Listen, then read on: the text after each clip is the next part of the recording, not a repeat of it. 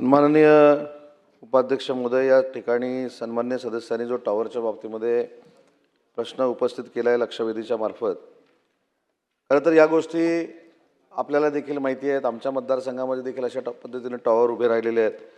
परंतु केंद्र शासनाचा जो ॲक्ट आहे, केंद्र शासनाचे जे नियम आहेत, त्याच्यानुसार IT प्रधान सचिवाने जे एक पत्र काढले त्याच्यामध्ये असं म्हटलं की याच्यावरचा कुठचाही कर लावू नये आणि मालमत्ता कर, शास्ती, दंड व व्याज आकारण्याच्या सर्व नोटिसा त्वरित मागे घ्याव्यात अशा पद्धतीचे निर्देश देखील त्यांनी दिलेले आहेत.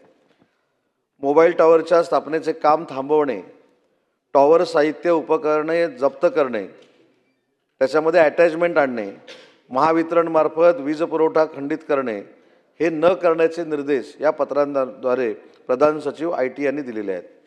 परंतु याच्यामध्ये एक पुढचं वाक्य असं लिहिलेलं आहे ज्याच्यामधनं आपण या सगळ्या गोष्टीमध्ये शेवटपर्यंत पोहोचू शकतो. त्याच्यामध्ये असं म्हटलं की या कारवाई जर करायच्या असतील तर त्याच्यामध्ये प्रधान सचिव ITची परवानगी घेणं गरजेचं आहे आणि प्रधान सचिव ITची परवानगी घेतली तर आपण ह्या कारवाया करू शकतो असं याच्यामध्ये नमूद केलेलं आहे. दुसरी महत्त्वाची गोष्ट आहे की स्ट्रक्चरल ऑडिट झाल्यानंतर देखील हे टॉवर जर उभे असतील तर काय करायचं, तर हे स्ट्रक्चरल ऑडिट झाल्यानंतर देखील टॉवर जर उभे असतील तर तसा अहवाल आपण IT प्रधान सचिवांना जर दिला तर त्याच्यातनं देखील मार्ग निघू शकतो.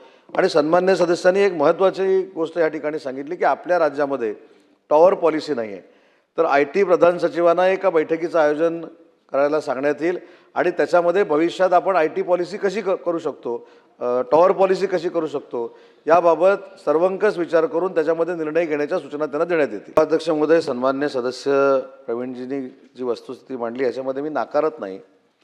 नागपूरमध्ये 862 टॉवर्स असून त्याच्यामधले 431 टॉवर्स हे नोंदणीकृत आहेत आणि 431 टॉवर्स हे अनधिकृतरित्या आढळून आलेले आहेत असं महानगरपालिकेचं म्हणणं आहे.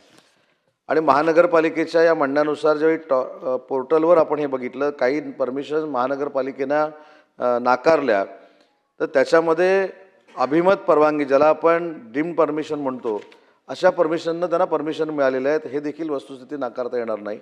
केंद्र सरकारचा जो कायदा आहे किंवा केंद्र सरकारचं जे परिपत्रक आहे ते देखील प्रवीणजींनी जरी वाचलं असलं तर त्याच्यामध्ये स्पष्ट काही गोष्टींचा उल्लेख केलेला आहे. त्याच्यामुळे मी सांगितलं की अनधिकृत किंवा स्ट्रक्चरल ऑडिट इमारतींचं जे झालेलं नाही किंवा इमारतींचं स्ट्रक्चरल ऑडिट होऊन त्या इमारती धोकादायक आहेत असं सांगितल्यानंतर देखील त्याच्यावर टॉवर उभे आहेत, याचा आपल्याला सर्वे करावा लागेल. या लक्षवेधीच्या निमित्तानं निदान महाराष्ट्र सरकार प्रत्येक शहरामध्ये, नगरपालिकांमध्ये हे टॉवर असे किती आहेत याचं सर्वेक्षण पुढच्या 90 दिवसामध्ये करेल, हे देखील निर्देश दिले जातील. परंतु याच्यासाठी IT प्रधान सचिवांनी पत्र का काढलं हा जो कळीचा मुद्दा आहे, त्याच्यासाठी देखील सेंट्रल गव्हर्नमेंटकडनं मार्गदर्शन पुन्हा एकदा मागवलं जाईल आणि सेंट्रल गव्हर्नमेंटच्या मार्गदर्शनाखाली जर हे पत्र काढलेलं नसेल तर त्याच्यामध्ये सुधारणा करण्यात येईल आणि त्याच्या पुढची स्टेप की जी शासनाची टॉवर पॉलिसी नाही ती आपल्याला कशा पद्धतीनं सकारात्मक करता येईल यासाठी शासन पाऊल उचलेल.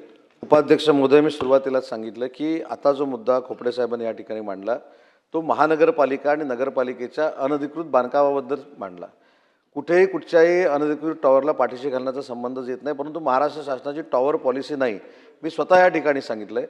आणि केंद्र शासनाच्या पत्राचा विपर्यास जर अधिकारी करत असतील तर पुन्हा एकदा केंद्र सरकारला पत्र लिहून केंद्र सरकारची नक्की भूमिका काय हे देखील विचारलं जाईल, त्यांचं मार्गदर्शन घेतलं जाईल आणि त्यांच्या मार्गदर्शनामध्ये अशा कुठेही जर तरतुदी नसतील तर त्या पत्रामध्ये बदल केला जाईल, हे देखील मी सांगितलं.